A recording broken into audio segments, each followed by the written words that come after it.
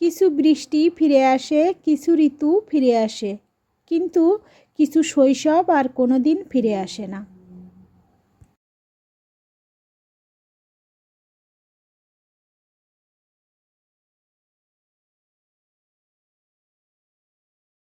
Hello everyone, নিঝুম সন্ধ্যায় আপনাদের সবাইকে স্বাগতম।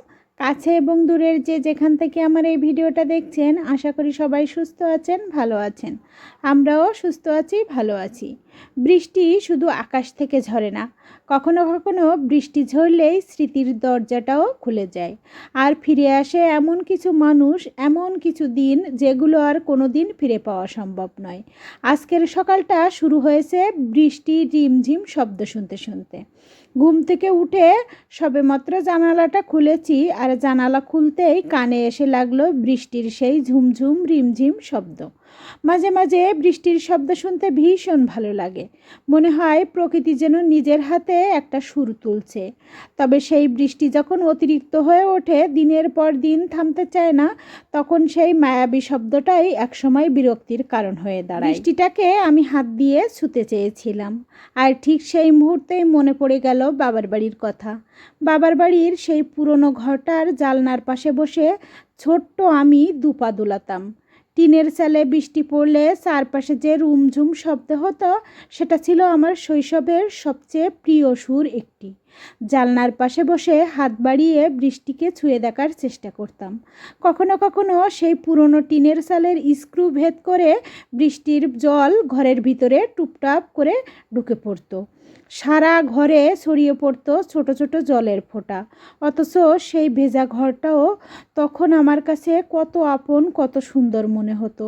আজ এত বছর পর জানলার পাশে দাঁড়িয়ে বৃষ্টি দেখি, কিন্তু সেই ছোট্ট আমিটাকে আর আমি খুঁজে পাই না। যে শৈশবকে ছুঁতে চেয়েছিলাম জানালার ফাঁক দিয়ে হাত বাড়িয়ে, আজও বৃষ্টি এলে সেই শৈশবটাকেই যেন একটু ছুঁয়ে দেখতে ইচ্ছা করে। কিন্তু আফসোস, কিছু বৃষ্টি ফিরে আসে, কিছু ঋতু ফিরে আসে, কিন্তু কিছু শৈশব আর কোনো দিনও ফিরে আসে না। জীবন যতই অগোছালো হোক, আমার ঘরটা অগোছালো থাকতে পারে না, কারণ সংসারের বিশৃঙ্খলার মাঝেও এই ঘরটাই আমার ছোট্ট রাজ্য। বৃষ্টি দেখতে দেখতে পুরনো দিনের স্মৃতিকে একটু হারিয়ে যাওয়ার পর এবার চলে এলাম ঘর গোছানোর কাজে। বৃষ্টির দিনে ঘরবাড়ির অবস্থা কেমন ছন্নছাড়া হয়ে যায়, সেটা নিশ্চয়ই আমার মতো যারা সংসার সামলান তারা খুব ভালো করেই জানেন। চারদিকে স্যাঁতসেঁতে ভাব, কাপড় চোপড় ঠিক মতো শুকানোর উপায় নেই, আর তার উপর ঘর যেন নিজের মতো করে অগোছালো হয়ে বসে থাকে। কিন্তু তাই বলে কি ঘর অগোছালো রেখে বসে থাকবো? না, সেটা তো আমার অবিধানেই নেই। আমি যতই সমস্যার মধ্যে থাকি না কেন, যতই শরীর খারাপ থাকুক, দিনের একটা নির্দিষ্ট সময়ে উঠে সংসারের কাজগুলো আমাকে করতেই হবে। এটাই আমার নিজের তৈরি নিয়ম, আর এই নিয়ম থেকে আমি নিজেকে ছাড় দেওয়ার অভ্যাস আমার একদম নেই। বাসায় আমার কাকু কাকিমা আছেন, তাই প্রথমে ভাবলাম এই ঘরটাকে একটু গুছিয়ে নেওয়া। তার উপর বৃষ্টির ভয়ে বাইরে থেকে জামা কাপড়গুলো তাড়াহুড়ো করে তুলে এনে বিছানার উপর গুটিসুটি করে রেখে দিয়েছিলাম। ফলে বিছানার যে অবস্থা হয়েছিল সেটা দেখলেই মনে হচ্ছিল বিছানা নয়, এ যেন কাপড়ের অস্থায়ী গুদাম। ভাবলাম আর বেশিক্ষণ এভাবে রাখা যাবে না, এবার বিছানাটাকে উদ্ধার করতেই হবে। ব্যাস, লেগে পড়লাম বিছানাপত্র গোছানোর কাজে। আসলে কি জানেন তো, আসলে সংসারের কাজ করতে করতে আমার খারাপ লাগে না, বরং নিজের সংসারের কাজ করতে আমার বেশ ভালোই লাগে। কারণ নিজের সংসারে আমি নিজেই মহারানী, আমি মন্ত্রী, আমি কর্মচারী, আমি আমার বিরোধী দল। আর আমার সংসারের মানুষও তো মোটে দুজন, আমি আর আমার হাজব্যান্ড। তবে আমার হাজব্যান্ড সংসার নিয়ে খুব একটা মাথা ব্যথা তার নেই।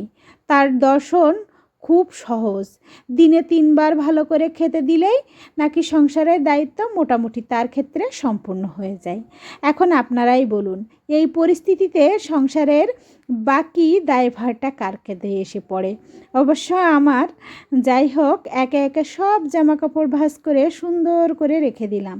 তারপর বিছানাপত্র গুছিয়ে নিতে শুরু করে দিলাম। বেশ কিছুদিন ধরেই ভাবছি আজ বিছানাটা তুলে ফেলবো, কাল বিছানাটা তুলে ফেলবো, কিন্তু সেই আজ কাল করতে করতে বিছানা তোলা আর আমার হচ্ছে না।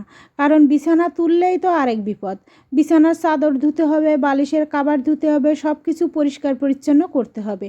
আর বাইরে যে বৃষ্টির অবস্থা, ধুয়ে দিলেই শুকানোর নামগন্ধ থাকবে না। তাই ভাবছি একটু রৌদ্র উঠুক, যেদিন বৃষ্টির অত্যাচারের মাঝখানে একটু রৌদ্রের দেখা পাবো সেদিন একসঙ্গে বিছানা চাদর, বালিশের কভার সব কিছু ধুয়ে পরিষ্কার করে ফেলবো।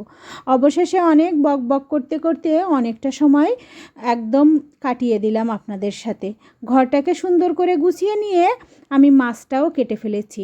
এখানে কাকু কাকিমা এসেছেন, তাই এক ইলিশ মাছ নিয়ে আসা হয়েছে। তো ইলিশ মাছ কেটে রেখে তারপরে আমি স্নান করতে চলে গিয়েছিলাম। স্নান সেরে তো পুজো দিতে হবে। আর আজ পূজার ঘরে আসতেই প্রথম দৃশ্যটা আমার চোখে পড়লো, সেটা দেখেই আমি কিছুক্ষণের জন্য অবাক হয়ে গেলাম। আমার ব্যালকনিতে যখন গেলাম, আমার জবা ফুল গাছটাতে আজ এত পরিমাণ ফুল ফুটেছে যে মনে হচ্ছে প্রকৃতি যেন নিজে হাতে ঠাকুরের জন্য একটা ফুলের বিছানা সাজিয়ে দিয়েছে। সাধারণত প্রতিদিন এত ফুল একসঙ্গে ফোটে না, কিন্তু আজ প্রতিটা ডগায় ডগায় লাল জবা একটা দুটো, যেন পুরো গাছটাই ফুলে ফুলে ভরে উঠেছে। সকালের সেই দৃশ্যটা দেখে আমার মনটাই ভালো হয়ে গেল। মনে হলো আজ বুঝি ঠাকুর নিজে আমার পূজার আয়োজনটা একটু বেশি সুন্দর করে দিয়েছে। অবশেষে ঠাকুর ঘরে পূজা দিয়ে চলে এলাম রান্নাঘরে। তখন ঘড়িতে প্রায় 12টা। এবার শুরু হবে দুপুরের রান্নার আয়োজন। কিন্তু আজকের রান্নার শুরুতেই যে এমন এক বিপত্তি অপেক্ষা করে আছে, সেটা আর আমি ভেবে পারিনি। প্রথমেই ভেবেছিলাম আজ ইলিশ মাছ দিয়ে ওল দিয়ে রান্না করব। কিন্তু এখানে কেউ কেউ এটাকে বাগানাচও বলে থাকেন। এই ওল আবার আমাদের পেয়ারা বাগানে ঘুরতে যাওয়ার সময় আমার হাজব্যান্ড নিয়ে এসেছিলেন। এত গলা ধরা গাল চুলকানো ওল যে সেটা দিয়ে আমি আর রান্না করিনি। আমি পরবর্তীতে ইলিশ মাছটা এমনি ভুনা করে নিয়েছিলাম পেঁয়াজ দিয়ে, কারণ ওইটা দিয়ে রান্না করলে খাওয়া যেত না। আমার কাকুকে একটু টেস্ট করতে বলেছিলাম, কাকুর মুখ একেবারে ফুলে গেছে চুলকাতে। তাই ভাবলাম এত স্বাদের ইলিশ মাছটা ভুনা করে দিই, আর ভুনা করে দিয়েছিলাম পেঁয়াজ দিয়ে। তো তারপরে সবাই খাওয়া দাওয়া করছিল। ওদিকে দুপুরে সবাই খাওয়া দাওয়া শুরু করে দিয়েছে। কাকিমাকে বলছি সবাইকে ভাত বেড়ে দিতে, আর এদিকে আমি ব্যস্ত হয়ে পড়লাম একেবারে অন্য এক অভিযানে। আসলে কিছুদিন আগে আমি আমার হাজব্যান্ডকে বলেছিলাম ভর্তা খাওয়ার জন্য একটু শুকনা মরিচ নিয়ে আসেন, কিন্তু আমার হাজব্যান্ডকে একটু কিছু আনতে বললে তিনি সেটা কতটা একটু বুঝেছেন সেটা বোধহয় আপনারা এতদিনে বুঝে গেছেন। আমি বলেছিলাম কিছুটা শুকনো মরিচ নিয়ে আসতে, আর তিনি বাজার থেকে প্রায় 1 কেজি শুকনো মরিচ নিয়ে হাজির। এই বৃষ্টির দিনে বলেন তো, এখন তো অনেক বৃষ্টির মৌসুম, শুকনো মরিচ যদি এভাবে ঘরে রেখে দিই তাহলে সেটা কতদিন ভালো থাকবে জানি না। বাতাসের আর্দ্রতা বেশি, মশলা নরম হয়ে যাওয়ার সম্ভাবনাই থাকে, কিংবা ছত্রাক ধরে নষ্ট হওয়ার সম্ভাবনাই থাকে। তাই ভাবলাম এত মরিচ যখন এনেই ফেলেছে তখন নষ্ট হওয়ার আগেই একটা ব্যবস্থা করে ফেলি। মরিচগুলো বেশ শুকনো ও ভালোই ছিল, তাই প্রথমে কড়াইতে হালকা করে একটু তাপ দিয়ে নিয়েছিলাম।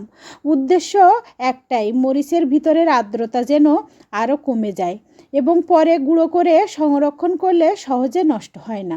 এরপর বেশ কিছুক্ষণ ধরে মরিচগুলো গুঁড়া করে নিলাম। তবে আমি আজকে শুধু মরিচেই থেমে থাকলাম না, আমার মশলা প্রায় শেষের দিকে ছিল। তাই ভাবলাম যখন গুঁড়া করার কাজ শুরু করছি তখন একসঙ্গে গরম মশলার গুঁড়া আর কিছুটা পরিমাণ জিরার গুঁড়াও তৈরি করে রাখি। আমাদের প্রতিদিনের রান্নায় খুব বেশি মশলা লাগে না, অল্প অল্প করে ব্যবহার করলে রান্নার সুন্দর একটা ঘ্রাণ আর স্বাদ চলে আসে। আর এই বৃষ্টির মৌসুমে আস্ত মশলা দীর্ঘদিন রেখে দিলে স্যাঁতসেঁতে হয়ে নরম হয়ে যেতে পারে। তাই এবার থেকে মশলার গুঁড়ো একদম একটা এয়ারটাইট বক্সে সংরক্ষণ করার সিদ্ধান্ত নিলাম। তবে একটা বিষয় আমি খেয়াল রেখেছি, গুঁড়ো করার আগে প্রতিটি মশলা কড়াইতে হালকা করে গরম করে নিয়েছি, যেন ভেতরে থাকা অতিরিক্ত আর্দ্রতা কমে যায়। এরপর ঠান্ডা করে গুঁড়ো করে বক্সে ভরে রাখলাম। এতে একদিনে যেমন এতগুলো মশলা, শুকনো মরিচ নষ্ট হওয়ার যে সম্ভাবনা ছিল সেই সম্ভাবনাটা দূর হয়ে গেল। অন্যদিকে জিরা এবং গরম মশলা আর মরিচের গুঁড়াও হাতের কাছে তৈরি হয়ে গেল। সংসারে আসলে ছোট্ট ছোট্ট বুদ্ধি অনেক বড় সুবিধা এনে দেয়। একটু সময় আর একটু পরিশ্রম দিয়ে যদি কোনো জিনিস নষ্ট হওয়ার হাত থেকে বাঁচানো যায় তাহলে ক্ষতি। সবশেষে একটা জিনিস আমাকে বলুন তো, একটু শুকনো মরিচ আনতে বলে 1 কেজি মরিচ এনে হাজব্যান্ড কি খুব একটা ভুল করেছে, নাকি শেষ পর্যন্ত তার এই বড় মনের বাজারটাই আমার কাজে লেগে গেল? আপনাদের কি মনে হয় বৃষ্টির মৌসুমে মশলার সংরক্ষণের জন্য আমার এই আইডিয়াটা কেমন হয়েছে অবশ্যই কমেন্টে জানাতে পারেন। আর আপনারাও কি আমার মতো এভাবে করে মশলা সংরক্ষণ করে রাখেন সেটাও জানাবেন। আমি তো সময় পেলে এভাবে মশলা সংরক্ষণ করে রাখি। আর আপনাদের কার কার ভালো লেগেছে বৃষ্টির মৌসুমে এভাবে মশলা সংরক্ষণ করার আইডিয়া সেটা অবশ্যই আমাকেও জানাতে পারেন। অবশেষে দুপুরের খাওয়া দাওয়া শেষ করে ঘরের সমস্ত কাজ গুছিয়ে মশলাপাতি সব কিছু গুঁড়া করে রাখলাম। সারাদিনের ব্যস্ততার মধ্যে কাজগুলো করতে করতে কখন যে দুপুর গড়িয়ে বিকেল হয়ে গেল সেটা যেন বুঝতেই পারিনি। তবে কাজ শেষ হওয়ার পরে মনে হলো আজকে তো কাকু কাকিমা আর আমার ছোট্ট ভাই আমাদের এখানে বেড়াতে এসেছে, আগামীকাল ওরা বাড়ি ফিরে যাবে। 12 বছর পর কাকু কাকিমা আমাদের বাড়িতে এলো, বাসায় এলো। তাই ভাবলাম ঘরে না বসে থেকে ওদেরকে নিয়ে একটু আশপাশে সুন্দর জায়গা একটু ঘুরিয়ে দেখাই। তাই কাকু কাকিমা আর আমার ছোট্ট ভাই আর আমি বেরিয়ে পড়লাম আমাদের পাশে 10তলা সরকারি কলেজের ভবন আর কলেজের মাঠটা ঘুরে দেখতে। সত্যি বলতে এই জায়গাটার পরিবেশ আমার ভীষণ ভালো লাগে। বিশেষ করে বিকেলের সময়টা এখানে অন্যরকম সৌন্দর্য যেন ফুটে ওঠে। বৃষ্টি না থাকলে প্রায়ই বিকেলে আমরা এই মাঠে হাঁটতে চলে আসি। চারপাশে সবুজ প্রকৃতি, বিশাল মাঠ, খোলা আকাশ আর মাঠের মধ্যে বাচ্চাদের খেলাধুলা সব মিলিয়ে মনটা যেন একদম ভালো হয়ে যায়। শহরের ব্যস্ততা আর চারপাশের কোলাহল থেকে একটু দূরে এসে এমন একটা পরিবেশ কিছুক্ষণ হাঁটাহাঁটি করলেই মনে হয় দিনের সমস্ত ক্লান্তি যেন একটু দূর হয়ে যায়। আমাদের এখানে যেহেতু কাকু কাকিমা প্রথম এসেছে তাই ওদেরকে একটু জায়গা ঘুরিয়ে দেখাচ্ছিলাম। আর মজার ব্যাপার হলো জায়গাটা ওদের বেশ পছন্দ হয়েছে। নতুন কোনো জায়গায় গেলে যেমন একটা আলাদা কৌতূহল থাকে ওদের মধ্যেও সেটা দেখতে পাচ্ছিলাম। কলেজের মাঠটা ঘুরে দেখতে দেখতে কখন যে অনেকটা সময় কেটে গেল সেটাই বুঝতে পারিনি। আসলে প্রিয় মানুষগুলোর সঙ্গে সময় কাটানোর মধ্যে একটা আলাদা আনন্দ আছে। সেই সময়টুকু খুবই সাধারণ হলেও পরে যখন আমরা সেই মুহূর্তগুলোর কথা মনে করি তখন সেগুলোই হয়ে ওঠে অনেক বড় স্মৃতি। আর এরই মধ্যে আমার হাজব্যান্ড ফোন করে বলছে এখানকার সুগন্ধা নদীর পাড়ে যেতে। আপনারা যারা আমার নিয়মিত ভিডিও দেখেন তারা হয়তো অনেকবার দেখেছেন সকালবেলায় আমি আর আমার হাজব্যান্ড সুগন্ধা নদীর পাড়ে মিনি পার্কে হাঁটতে যাই। সত্যি বলতে সুগন্ধা নদীর পাড়েই সেই পরিবেশটা আমার কাছে অসম্ভব সুন্দর লাগে। আমরা দুই ভাই বোনে তো রেডিই ছিলাম। কাকু কাকিমা বাসায় গিয়ে শুধু একটু শাড়ি চেঞ্জ আর কাকু গেঞ্জি চেঞ্জ করে অবশেষে সবাই মিলে চলে এলাম আমাদের পরিচিত সেই প্রিয় জায়গা সুগন্ধা নদীর পাড়ে মিনি পার্কে। আপনারা যারা আমার আগের ভিডিওগুলো দেখেছেন তারা হয়তো জানেন এই জায়গাটার সঙ্গে আমার অনেকটা সময় জড়িয়ে আছে। সকালবেলা অনেক সময় আমি আর আমার হাজব্যান্ড এখানে হাঁটতে আসি। এই নদীর পাড়ে দাঁড়ালে নদীর বিশাল জলরাশি আর চারপাশে সুন্দর পরিবেশ দেখলে মনটা এমনিতেই ভালো হয়ে যায়। তবে এখন যেহেতু বর্ষাকাল তাই আজকের সুগন্ধা নদীকে যেন একেবারে অন্য রকম লাগছে। দুপুর পেরিয়ে নদীর পানি একেবারে টইটুম্বুর, চারদিকে শুধু পানি। মাঝে মাঝে অতিরিক্ত বৃষ্টি হলে নদীর জোয়ারে এই মিনি পার্কে অনেক পানি ঢুকে পড়ে ভিতরে, তখন পুরো পরিবেশটা আরও অন্যরকম সুন্দর হয়ে ওঠে। চারপাশে বিশাল জলরাশি আর সঙ্গে বর্ষার আবহাওয়া সব মিলিয়ে প্রকৃতির একটা অসাধারণ রূপ চোখের সামনে ধরা দেয়। তবে সত্যি কথা বলতে এত বড় একটা নদীর পাশে দাঁড়ালে মাঝে মাঝে একটু ভয়ও লাগে। এদিকে নদীর বিশালতা দেখে মুগ্ধই হই, আবার অন্যদিকে মনে হয় প্রকৃতি কতটা শক্তিশালী। আমরা মানুষ যতই নিজেদের নিয়ে ব্যস্ত থাকি প্রকৃতি তার নিজের নিয়মে চলে। আর এখানকার মানুষের জীবনযাত্রার সঙ্গে এই নদীটা যেন একেবারে ওতপ্রোতভাবে জড়িয়ে আছে। ঝালকাঠির এই এলাকার মানুষের কাছে নদী শুধু দেখার একটা জায়গা নয়, নদী তাদের জীবনের একটা অংশ। কারো যাতায়াত, কারো ব্যবসা, কারো দৈনন্দিন জীবন অনেক কিছুই এই নদীকে ঘিরে। আর বিকেল হলে এই মিনি পার্কটা যেন অন্যরকমভাবে সেজে ওঠে। এখানকার মানুষ যতই সারাদিন নিজের কাজে ব্যস্ত থাকুক না কেন একটু সময় পেলেই পরিবার পরিজন নিয়ে এখানে চলে আসে। কেউ আসে ছোট ছোট বাচ্চাদের নিয়ে, কেউ আসে হাজব্যান্ড ওয়াইফ মিলে, আবার কেউ দূর থেকে কোনো আত্মীয় স্বজন বা অতিথি এলে তাদের নিয়ে এখানে ঘুরতে আসে, যেমন আমরা এসেছি। মানে একটু অবসর পেলেই যেন এই জায়গায় চলে আসা এখানকার মানুষের একটা অভ্যাসে পরিণত হয়েছে। আর আসবেই বা না কেন, এমন সুন্দর একটা পরিবেশ, সামনে বিশাল নদী, নদীর বাতাস, খোলা আকাশ, চারপাশে মানুষের আনাগোনা, সব মিলিয়ে কিছুক্ষণ সময় কাটানোর জন্য জায়গাটা সত্যিই দারুণ। তার উপর এখানে টুকটাক খাবারের ব্যবস্থাও রয়েছে, ফুচকা থেকে শুরু করে ঝালমুড়ি, বিভিন্ন ধরনের ফাস্টফুড, সব কিছু আইটেম এখানে পাওয়া যায়। আর সত্যি বলতে কি, মিনি পার্কে এসে এখানকার একটা বিখ্যাত জিনিস না খেলে আশাটাই অসম্পূর্ণ হয়ে যায়, সেটা হলো এখানকার বিখ্যাত মিনি সিঙ্গাড়া। আর শুধু সিঙ্গাড়া বললে কিন্তু হবে না, এখানকার সিঙ্গাড়ার সঙ্গে রয়েছে নাগামরিচের একটা আলাদা স্বাদ। এই মিনি সিঙ্গাড়াগুলো দেখতে যেমন ছোট ছোট, খেতে কিন্তু ততটাই মজার। কতবার যে এখানে এসেছি, কতবার খেয়েছি তার কোনো ঠিক নেই। একবার যে খেয়ে যাবে আমার মনে হয় আবার সে খেতে চাইবে। আর দামটাও একেবারে হাতের নাগালে, মাত্র 3 টাকা পিস।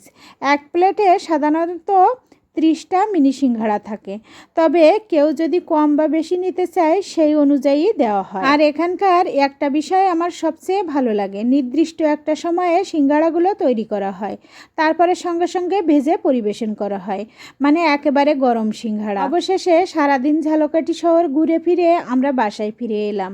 সারাদিনের ঘোরাঘুরি সবাই বেশ আনন্দ করেছি, কিন্তু বাসায় ফিরে একটা বিষয় খেয়াল করলাম, কাকু কাকিমা বাইরে থেকে তেমন কিছুই খাওয়া দাওয়া করিনি। তখন ভাবলাম এতক্ষণ বাইরে ঘোরাঘুরি করছে, এখন যদি নিজের হাতে একটু ভালো কিছু রান্না করে খাওয়াতে পারি তাহলে দিনটা আরও সুন্দর হবে। তাই আর দেরি না করে রান্নাঘরে চলে এলাম, ভাবলাম আজকে একটু গ্রিল চিকেন আর পরোটা তৈরি করে দিই। বাইরে থেকে খাবার না খেয়ে নিজের হাতে রান্না করা খাবার সবাইকে খাওয়ানোর মধ্যে যে তৃপ্তিটা আছে সেটা সত্যিই অন্যরকম। অবশেষে গ্রিল চিকেন আর গরম গরম পরোটা তৈরি করে সবাইকে খেতে দিলাম। আর আমার ছোট্ট ভাইটার কথা তো বলতেই হয়, ওর বয়স মাত্র 4 বছর, কিন্তু ফাস্ট ফুড বা এই ধরনের খাবারের প্রতি ওর ভীষণ আগ্রহ। গ্রিল চিকেন, পরোটা এগুলো পেলে তো ওর আনন্দের আর শেষ থাকে না। আজকে ওকে এত সুন্দর করে খেতে বসতে দেখে আমার নিজেরই চোখ জুড়িয়ে যাচ্ছিল। সত্যি বলছি, আমি কিন্তু ওর মতো করে খাওয়া দাওয়া আমিও করতে পারি না।